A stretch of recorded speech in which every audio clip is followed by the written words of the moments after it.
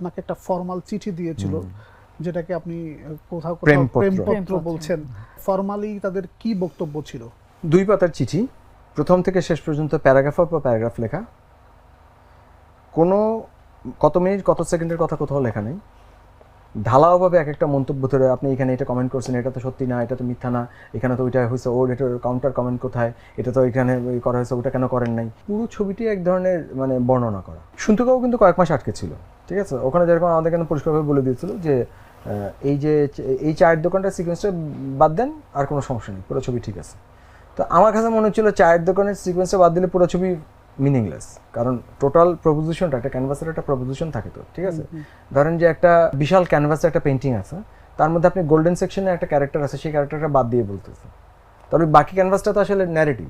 বা ধরেন যে কোনো উপন্যাস আমরা যখন পড়ি, উপন্যাসে তো ন্যারেটিভ আর্ক আছে, ওর তো এক ধরনের ন্যারেটিভ আর্ক, কিন্তু সবসময় যে একদম শেষে থাকে তা না, কিন্তু ন্যারেটিভ কিন্তু অনেক সময় শুরুতেও থাকে, বাকিটা বর্ণনা হয় হতে পারে। কিন্তু তো শুনতে ওরা ওইটা করাতে আমি ওটা বাদ দিইনি, এবং ওরা কয়েক মাস আটকে রেখে পরে ছেড়ে দিছিল। এটার ক্ষেত্রে কিন্তু কোনো স্পেসিফিক সিকোয়েন্স বলে নেই, 2 পাতা জুড়ে প্রায় ছবির একটার পর একটা সিকোয়েন্স বর্ণনা করে বলছে যে এটা তো আপনি ভুল বলছেন, এটা তো প্রপাগান্ডা মনে হচ্ছে, এটা তো আপনি অন্যায় করছেন, এরকম নানান, মানে লিটারালি আপনার মনে হবে কি ভাবমূর্তি ক্ষুণ্ণ হচ্ছে।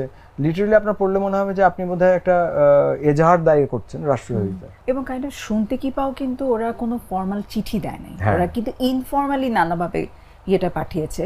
কিন্তু এটাও প্রথমে আসলে ইনফর্মালি বলছিল, তারপর এক সময় হচ্ছে এটা ইনফর্মালি বলে নাই না, প্রথমে 2-1 যে সমস্যা আছে আছে এরকম ইনফর্মালি কিছু খবর এসছে, কিন্তু পরের দিকে হচ্ছে যখন এই চিঠিটা আসলো, দ্যাট ওয়াজ মানে এই চিঠিটা 2 পাতা রাষ্ট্রের কাছ থেকে পাওয়া, এবং ও যে ভাজে ভাজে যেটা ছিল, ইটস এ কাইন্ড অফ এই যে ভাবমূর্তি ক্ষুণ্ণ বা এই যে মিথ্যা কথা বলছেন আপনি বা ইয়ে করছেন, মানে ইটস কমপ্লিটলি একটা অ্যালিগেশন ছিল আসলে, ঢালাও অ্যালিগেশন। পুরো মোটামুটি বাদ যেটা বলছিল সেটা দাঁড়ালে আসলে পুরো ছবিটাতেই সবগুলো সিকোয়েন্স ফেলে দিতে হবে, সবই ফেলে দিতে হবে।